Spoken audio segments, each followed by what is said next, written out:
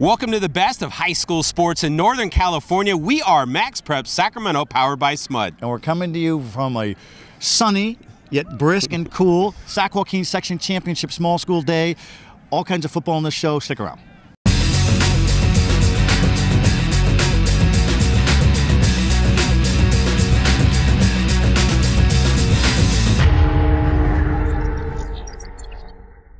Welcome back for another edition of MaxPreps Sacramento, powered by SMUD. I'm Mike Finnerty, joined as always by Joe Davidson, the Sacramento Bee. We are coming to you from Elk Grove High School. It's a little bright. We're a little bit dressed down, but that's what happens when you go on location. And we also brought our usual, you got to show them the banner that we brought from these studios, our SMUD MaxPreps banner. All right, Joe, fun time. Small school championships here at Elk Grove, but some teams that we thought would win got it done. Yeah, this is a great venue for one thing here at Elk Grove. It's centrally located for teams like Sonora or Bear River of Lake of the Pines, Grass Valley area. So nice to be here, and we're fortunate. You know, it's a little cold. That's why I got my beanie on. Your prison hoodie, yard cap. My prison issue. Yes. Yeah. And in this show, we will preview the larger school Sac Joaquin Section Championships coming up this weekend at Sacramento State. We've been there when it's been cold, blustery, rainy, maybe even some snow. Supposed to be okay weather. Let's keep our fingers crossed there. But we've talked about this before. When you talk about the smaller school championships, some people say, does it really matter? Well, for these schools, it absolutely matters. Yeah, and absolutely. These smaller schools, Bear River, Liberty Ranch, Sonora, Sierra Manteca, the championships mean just as much for them, so I think you'll see it with the heart and intensity in the playoffs. And a new wrinkle, keep this in mind, the CIF, the governing body for high school sports in California, has expanded the playoffs. So every Sac Joaquin section champion, every section champion in the state actually advances to a regional game. So I think it's great. It used to be, well, what if you have a 12-1 team and you've got people in the back door meeting trying to figure out, well, who goes based on this or that? They all go. If you win a section championship, you've earned another game, and I think it's great. I do too. All right, Joe, we got to get to our highlights. We're going to start it off with Sonora taking on Bear River. We take you out to Elk Grove High School for the Division V Championship featuring the Bear River Bruins and the Sonora Wildcats. We're going to pick it up in the first quarter. Bear River already at 14-0 with Sonora's Nate Gookin takes up the middle from a yard out to cut the lead in half at 14-7. The Bruins would answer back, though, adding a touchdown and a field goal to go up by a commanding 24-7 late in the half. But Sonora, they would add a pair of touchdowns to head of the break down by just 3 at 24-21. In the second half, Sonora grabbed the lead and never looked back, outscoring Bear River 21-6, and would go on to defeat the Bruins by a final score of 42-30. All right, Mike, good stuff there. And how cool is that you had the warmth of the sun and real natural light after so many weeks of night light, stadium lights and everything. So it's great. Bear River getting here was a real achievement. The Bruins of Lake of the Pines, Grass Valley area, defending Division V champions, limped into the playoffs with a 3-game losing streak, devastating injuries, which normally ruins a small school, but bounced last week in the earlier rounds, Capital Christian of Sacramento. So yes, the Bruins are disappointed, but Sonora's a loaded team. The only loss for Sonora this year was to Oakdale. Oakdale's in the Section Division III final, so you got some heavies at this level. Yes, you do. Good win by them. And what a way to start the game for Bear River. I thought they might actually run away with it, but they didn't. Sonora got it done, but we got more highlights. Let's go to our next game. We'll stay at Elk Grove High School for the second game of the championship doubleheader for the Division IV title, featuring Sierra of Manteca taking on the Liberty Ranch Falcons, and this one was all Sierra. Sierra didn't waste any time getting on the board. This toss to Daniel Wyatt, and Wyatt is going to do the rest himself. He takes the distance for the score. They miss the extra point, but it's 6-0 Sierra. Second quarter now, Liberty Ranch inside its own 5 when they fumble it. There to recover the ball in the end zone is Scott Teixeira of Sierra, and that ups the lead to 12-0. Sierra would go on to take a 15-0 lead at the break and would dominate the second half and cruise to a 42-0 win. All section champions move on to the CIF NorCal Regional games this weekend. All right, Mike, suddenly got a little bit colder when the sun went down. Yeah. Liberty Ranch, just to even get to this level, was really impressive. Liberty Ranch, a newer school in Galt, started off 0-4. Then the team was really dealt with a serious blow when the 9-year-old son of Coach Warren Schroeder, Timothy Schroeder, was diagnosed with stage 4 lymphoma. The team rallied behind his spirit, won 8 consecutive games to get to this section final. We're going to talk more about that courage, that spirit in a later segment. Stick around for that. But 2 good teams, 2 great programs. And when you talk about the sections, yeah, sections 1, 2, and 3 are strong. 4, 5, and 6 are really strong too. There's so much talent at different levels in this high school football region. Yep, agreed. And I know one thing, as we're talking about the small school championships, people are probably asking, what about you guys going to talk about D1 and D2 and D3? We are going to do that in the second segment coming up, and we're also going to talk more about Coach and his son in our Plaster Title Company Insiders. You're going to also fill us in a little bit on former UC Davis football coach Jim Soker, who sadly passed away recently. We have our Makuni Sushi trivia question. We got plenty to give you, so stick around. This is your RAM Auto Update. Just in, the classic term used car is old-fashioned, outdated, and no longer of any particular relevance. Let's party. The Roseville Auto Mall is throwing a massive factory-certified pre-owned sales event. That means incredible savings on just about every kind of car in the world. All factory certified. It's happening now. It's going fast. In layman terms, skedaddle. The Roseville Auto Mall, driven to be the best. Welcome back to the very best of high school sports in Northern California, as we're here from Elk Grove High School, site of the Small School Sac Joaquin Section Championships, brought to you by our good friends from SMUD, Sacramento Municipal Utility District. Look at this. We brought the banner with us from the offices where we usually film from. But Joe, we are going to now talk Division I, Division II, Division III football. Championships are set. We had the semifinals last Friday. Some really intriguing outcomes. Yeah, and we've talked about this all the time. The Sac Joaquin section is the second largest section in California. There's 10 sections. This football in this section is so good.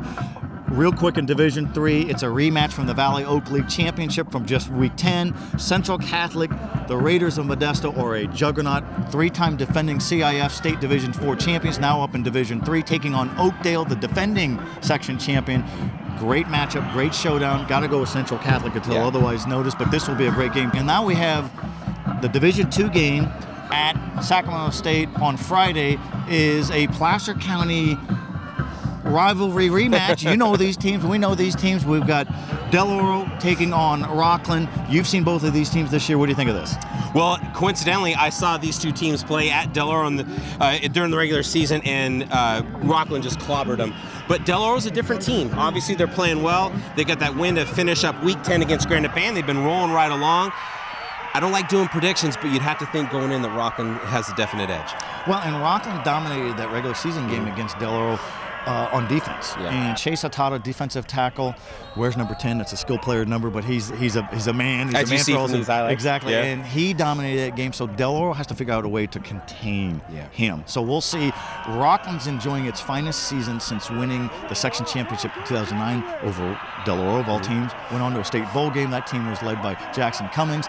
So what does Rockland have this year besides Chase Atata? A lot on offense. William Floyd was terrific in a section semifinal game in a blowout over Antelope. Antelope was 12-0.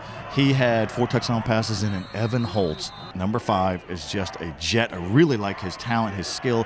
He's good on defense, special teams, but he's such a terrific running back. So Del Oro has got some players too. Del Oro's got a deep threat named Trey Udofia on offense. Got to get the ball to Udofia any way you can. Yeah, I agree. And you've got G running the ball for them.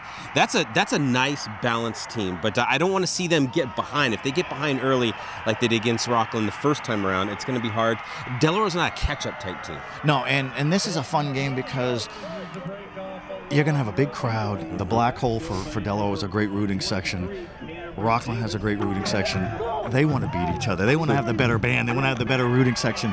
And Stone Smart has to play smart, literally, and he's a 4.0 student, so we know he's smart to play well against Rockland. This is fun. I think we anticipated Rockland maybe being here. Del Oro, 4-6 at the end of the regular season, earned it with 3 playoff wins.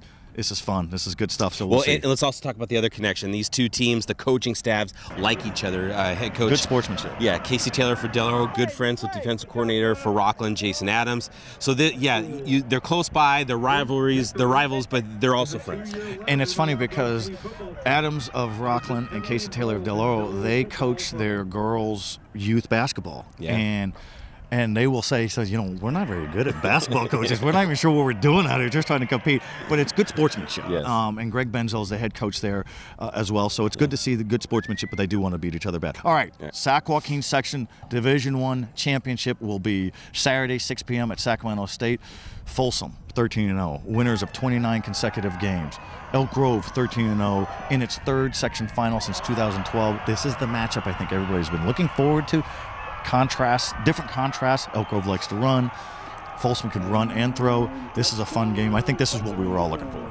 It was the one I was looking forward to for sure. I mean, I think what's so intriguing about it is you do really have the different variations on what they do. You've got Elk Grove runs the ball. Folsom, as you said, could throw the ball, but Folsom does run it behind Jake Jeffrey. He can also run that ball. I'm really intrigued by seeing how this one turns out. Ryan Robards, running back for Elk Grove, could be your leading candidate for B Player of the Year. Who knows? We'll see. And Jake Jeffrey, quarterback. You have also two leading candidates for Player of the Year in this game. And maybe the best player of all doesn't even touch the ball. Yes. That is Jonah Williams, the left tackle, number 77. He looks like a man. He looks like he could throw people all over the field, which he does. He's not a dirty player. Don't misread me there. He is a dominating, technically sound wrecker. And he plays left tackle. He plays on the defensive line. So Elk Grove has to deal with him. And at the same time, Folsom really has to deal with Ryan Robards. And Ryan Robards has rushed for 2,700 yards, a school record. He's got 50 total touchdowns. He's scored on offense, defense, special teams. He hammers field goals. He makes interceptions in the secondary.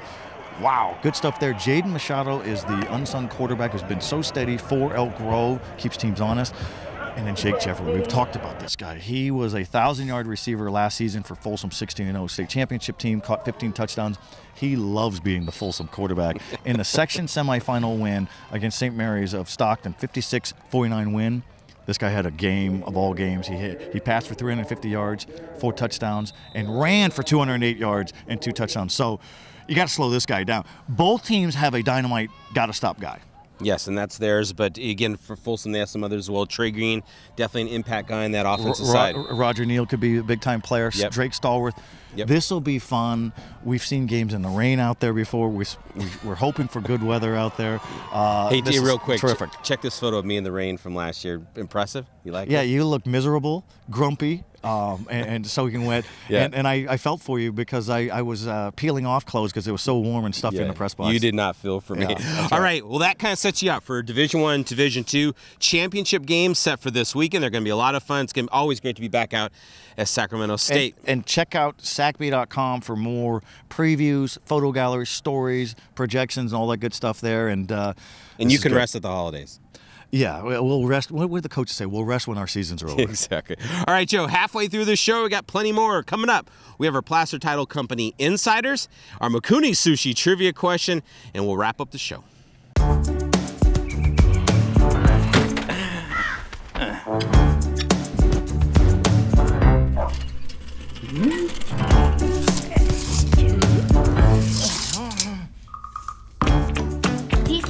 Thinking about whether a solar power system is a good fit for your home or not? Here, try this instead. SMUD can help. If you've got questions, SMUD's got answers. Check with SMUD before signing a contract. Visit smud.org/solaranswers. All right, we're back with more as we bring you the best of high school sports in Northern California. We're not quite on the surface of the sun. We're at Elk Grove High School for the smaller school Sac Joaquin Section Championships. A little bit of a cool air. That's why I got my beanie on, my little prison issue right here. Prison issue. And breaking down the football players, what to look for, sacb.com for a lot more. But we're brought to you by our good friends from SMUD, Sacramento Municipal Utilities District. Again, brought the banner. Appreciate their support of our show. All right, Joe, we are going to get in now to our Mikuni Sushi trivia question, and you've got a good one. I think this is going to surprise some people. Hit us with the question, and we'll have the answer in the final segment. All right, when you talk about high school football juggernauts in the Sac Joaquin section, Nevada Union up in Grass Valley has the area's longest home winning streak, 46 games from the late 80s into the 1990s. Who's second? Well, you told me the answer off air, so I don't want to Who is second? That's a good one, And though. it's a team that has been high profile this year, very impressive. This is a team with all kinds of winning streaks kind of tied in. Can you give us a hint? Can you give us the number I'll give you wins? nothing. Yes. Oh, you are tough. All right, Joe, so we'll save that answer for our final segment coming up here shortly. All right, it's now time for our Plaster Title Company Insiders. No cheating on the notes. Plaster Title Company, your title and escrow company in Northern California since the 1970s.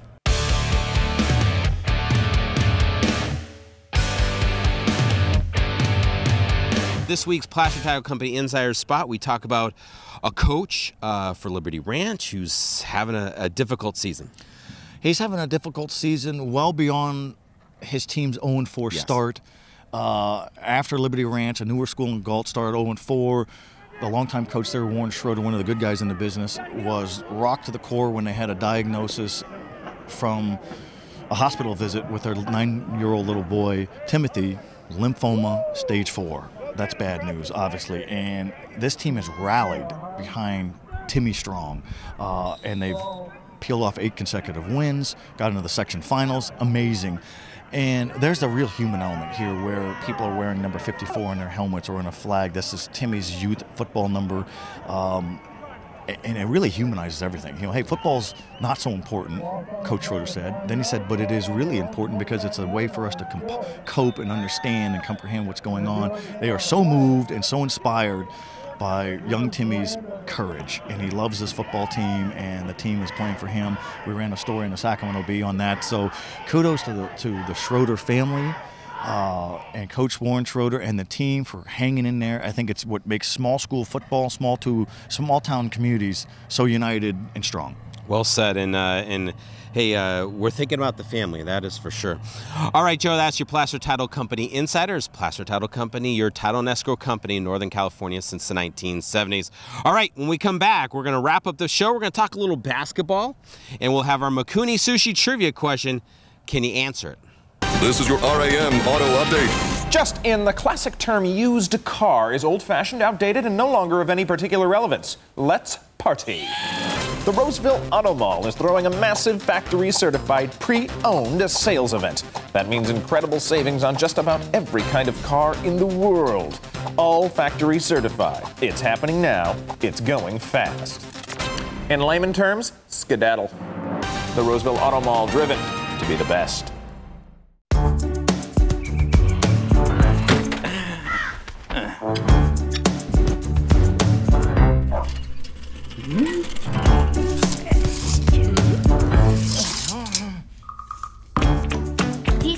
Thinking about whether a solar power system is a good fit for your home or not? Here, try this instead. SMUD can help. If you've got questions, SMUD's got answers. Check with SMUD before signing a contract. Visit smud.org/solaranswers. All right, we're back for our 4th and final segment, usually our best segment, as we wrap up the show strong. We are bringing you the best of high school sports in Northern California. We are MaxPreps Sacramento, brought to you by our banner good friends. Our banner good friends, SMUD, Sacramento Municipal Utilities District. All right, Joe, last segment, we had a trivia question, our Mikuni Sushi trivia question. Love Mikuni, don't we? Taro and the whole setup there. We got to get back over there. It's been a drought for us. But anyway, to the question. Repeat it for us. All right, so in the spirit of Sac Joaquin section dominant football programs, Nevada Union in the 1980s and 90s won a section record 46 consecutive home games. Who has the second longest home winning streak? The Folsom Bulldogs at 43 consecutive home games. Lost their season opener, the Bulldogs did in 2010 against Grant. Peeled off wins ever since. And it redefined the program, and they had to reshuffle everything, how they're going to prepare, how they're going to execute, and it's become the preeminent superpower. 43 consecutive home games over 5 years is doing some serious work, and it coincides with their championship romp here, where they've won section championships, NorCal championships, state championships. Not easy to maintain the winning. Folsom's done a great job. You know, when you told me that answer off air, I thought, man, that was a long time ago. I remember the game, but that was a long time ago. That's a lot of wins. The streak, 43-game home winning streak for Folsom, rooted in humility and getting clobbered by Grant, of which Folsom exacted revenge in the section championship, won in the state championship right there. So been dominant since. All right, Joe, we're going to kind of transition over to a little bit of college football news. UC Davis former head football coach Jim Soker passed away last week. You knew him, you covered him. I knew him from afar, see him on TV, saw his team's dominant. What could you tell us about Mr. Soker that maybe we didn't know? You know, Jim Soker was so unassuming. He's about 5'8", 150 pounds, delicate hands like a concert pianist, and he was the anti-Jim Harbaugh, anti-Bo Schembechler of his era, meaning he wasn't in your face mask yelling and screaming. He believed that positive reinforcement was the most powerful motivator. He was not obsessed by winning. He was driven by molding teams, and he used to tell his teams, everything's by choice. It's your choice to be at UC Davis. It's your choice to be together and be united. It's your choice to be an achiever or not. Simple things, and he made UC Davis a football powerhouse, 18 consecutive league championships. It turned into 36 consecutive winning seasons, an NC2A record. He was a small man in stature, but a giant otherwise. Well-loved. He's the one who started the coaching tree for so many of these great college football coaches over the years, Mike Bellotti, Chris Peterson, Bob Biggs, and they all embrace the same values of trust, unity, togetherness, and you don't have to be a yeller and screamer to be heard. Yeah. I think he was a great coach, many good conversations. He had feelers from the 49ers, from the Oakland Raiders to be an assistant coach. He told me a few years ago that he considered the Raiders in 1976. He was good buddies with John Madden. He went down to the Oakland Raiders headquarters in Oakland, and he said that the coaches' offices were dark, no windows, and cold by design. It was a meat locker because Al Davis didn't want anybody dozing off. He said, you know what, my coaching office at UC Davis, we overlooked the pool. I think I'm okay right there. So he wasn't driven by ambition. He was happy in the simple things. Great man, great life. Yeah, well said. All I remember about the program is how dominant they were. We haven't had anything in this area like that since, and probably the star of that team back then was Ken O'Brien. Yeah, I talked to Ken O'Brien. He was a first-round draft pick in 1983 of the famed NFL quarterback draft, and he clicked and connected with Jim Soker and all those lessons. And Jim Soker had one rule, real concrete rule: the helmet never touches the ground. You know, this is a valuable piece of equipment. It's a badge of honor. So treat it with dignity and respect. And Coach Soker coached and led and won with real humility and class. He's an iconic figure. Yep. All right. Well, on to another sport right now. I hate to make that transition so quick, but we've got basketball coming up. Actually, it's here right now. Sacramento Bee, your boys and girls rankings came out recently, and no surprise at the top, I would say, but maybe a name out there that isn't at the top who might surprise some people. Full top 20s for girls and boys, and SacB.com will have more basketball coming up with preview shows and everything here on this very network, if you will. Our Sacramento Bee boys top teams, number one is Sheldon of Sacramento, powerhouse team. All their players are back from last year. Great guard play, great coaching. Not a big team inside, but but Manning can make all the passes. He's a great shooter, great athlete, and he could be a division. He could be a high round draft pick as a baseball pitcher. That's how good he is. Folsom, the Bulldogs, led by two-time Sacramento Bee Player of the Year, Jordan Ford. So look for the Bulldogs to be really strong again. And then other regulars, Wood Creek up in Roseville, Jordan Brown. You've seen him. I've seen him. We look up to him for literally. Wood Creek. Yes, for Wood Creek. He is 6'9", so ranked number 3. Sacramento at number 4. The Dragons loaded under longtime coach Derek Swafford, Christian Terrell, Solomon Young, and then Capital Christian, all kinds of returning players from a team that went to the state finals last year. Wow. Okay, and for the girls, some of the same familiar programs. McClatchy, CIF state champions last year, do not have Gigi Garcia, Sacramento Bee Player of the Year this year because of injury, knee injury, but there's a lot of other players back for them. Sacramento, I'm going to let you talk about the Dragons for a second. They're our number 2 team. Alicia Hernandez, Coach Michelle Massari, she really likes this team. Massari or Hernandez, yes, both they of both them do. Yeah, they both do. Alicia Hernandez going to UC Santa Barbara, best player for them, 4-year starter, and they're a young team. We talked to Coach Massari, said we are young, and this could be my best team top to bottom. So that's interesting. Yeah. And then Oak Ridge of El Dorado Hills is ranked number 4 in the Sacramento Bee preseason poll. Steve White has been the anchor there. And number 5 is Folsom, with a player that you were really high on for the Folsom Bulldogs, 6-foot player who could handle the ball and shoot. Her name is Mackenzie Forbes. You know, Joe, she's like a mini Magic Johnson. She has height. She's being recruited by all the top schools in the country. Really watch for her. She's a sophomore. I think this is the year she's going to really take over area basketball.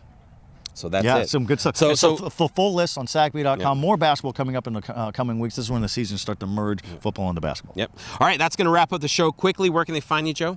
SacB.com every day. Twitter, SacB_Joe D. Mike Finney's also on Twitter.